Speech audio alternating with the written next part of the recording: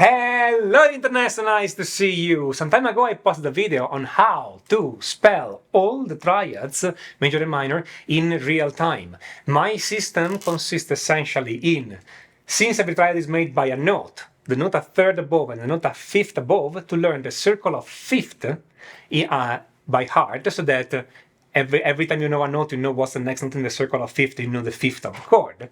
And to learn the circle of thirds by heart too, so that every time you know what is the root, you can immediately tell what is the major third. And it's very little information to learn, because if you know how to use sharps and flats, you can do it in a few seconds. That was my system, and I explained it in the video that it's linked on one of the corners of this video. But I got a number of comments on how people are doing it differently, and there are many ways of doing it. I show you the system that works best for me, and I think it's the fastest one, but let me show you the systems that the commenters have written, and maybe one of them will work best for you. Who knows? Let's start a discussion on which is the fastest system. Let's see what they were suggesting. I have in mind a method to derive the major third from the fifth. I start from the root, I know the fifth, I learned it. I add a whole tone to this note, its fifth will correspond to the major third. Tommaso, do you think that'll work? Fantastic! So how does this work? First, we are still learning the circle of fifths, okay? And the circle of fifth, I like to think the circle of fifth on a clock, okay? Imagine you have a clock with 12 different locations around the circle. These are from C, G, D, A, E, B, F sharp, which is also G flat. Okay, you can go the other way, F, B flat, E flat, which is also D sharp, of course, and A flat, which is also G sharp, of course, and D flat, which is also C sharp, etc., etc. So that would be the circle of fifth. And the idea is that every time you want to know the fifth of a note, if you have this image in your mind, you can either remember C, G, D, A, E, B, F sharp, etc., or you can just remember the image in your mind, depending on how you prefer to think. But every time you want to know the fifth of a note, you just go one step clockwise in this circle of fifth. For instance, the fifth of B, it's F sharp. Simple as that, okay? So that's kind of a prerequisite for my system and for the system that the commenter just explained. So the system that Francesco is explaining still requires the circle of fifth. It works this way. Let's say you want to find the notes in C major. Now we know it's C, G, but let's go and think his way. If we start and say, the root is C. Fantastic. Then I go up, I move one step to the right because I'm moving up a fifth, and that will give me the fifth. G. Now, what Francesco is saying, he doesn't want to do what I was doing, like learning the thirds by heart. He's saying, rather than doing that, I'm pretending to go up a whole step from G, finding the A note. Okay? We don't care about this note. It's just a step in the whole system.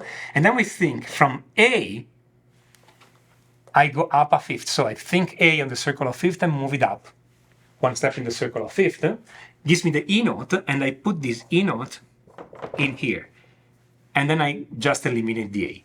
The C, E, G, it's the C major triad. My system is learn the fifth by heart, learn the thirds by heart, and then correct major and minor, etc. Francesco's system is do the fifth, go up a step and do the fifth of this one, and that's the major third, and then correct up and down to get the minor triad, and so on and so forth. If this works best for you, that's a perfectly workable system, no problem.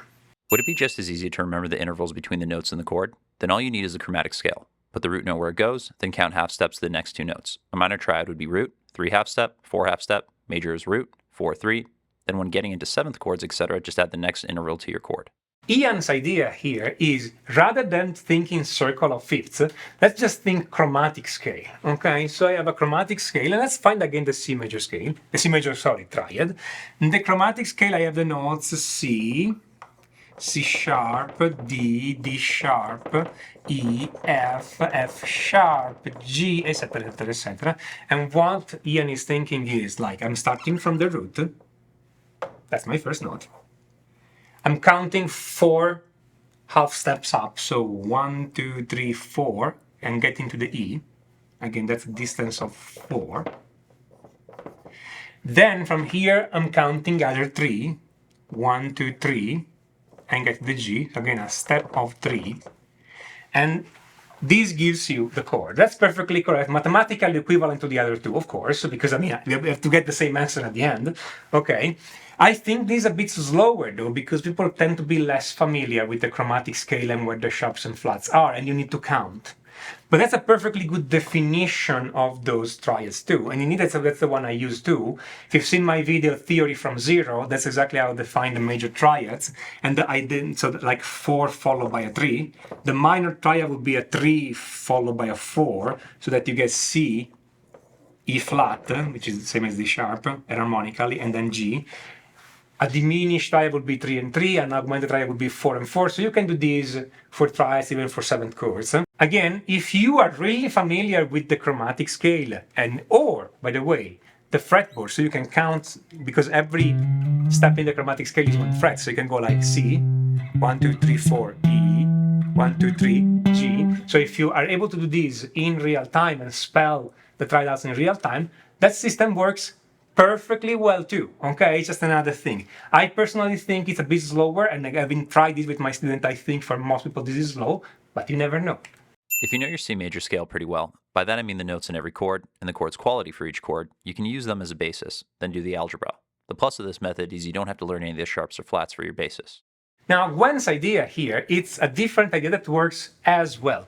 The idea is that we are really familiar with the C major scale because it's just the notes without sharps and flats, C, D, E, F, G, A, B.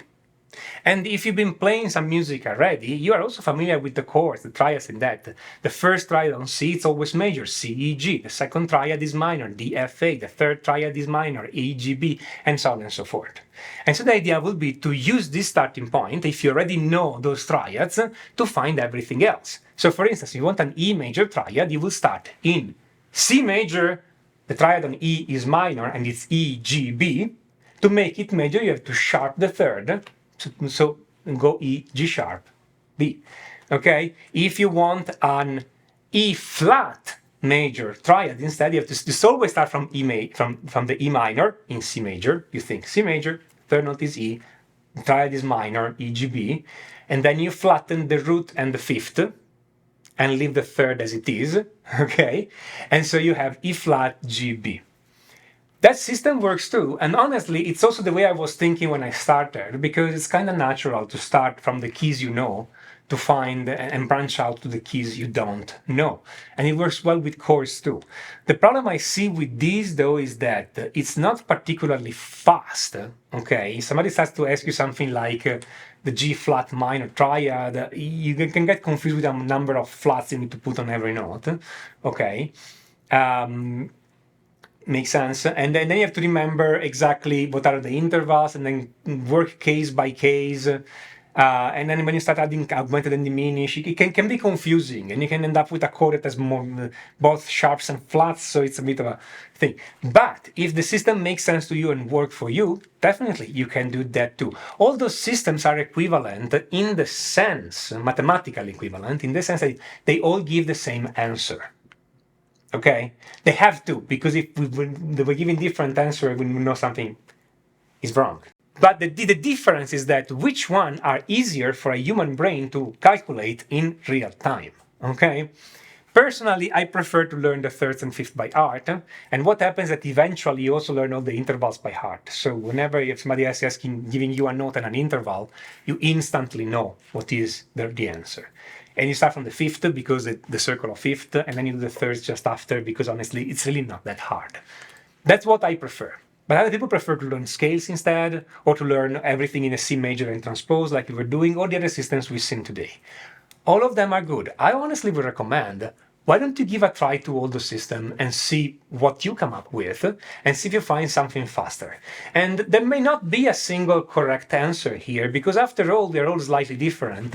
So a system that makes sense to me may not make sense to you. And I already know my circle of fifth by heart, etc., and you may not. So maybe for you, it's easier to start with this last system where we had the C major scale, so you don't have to learn the circle of fifth to get started.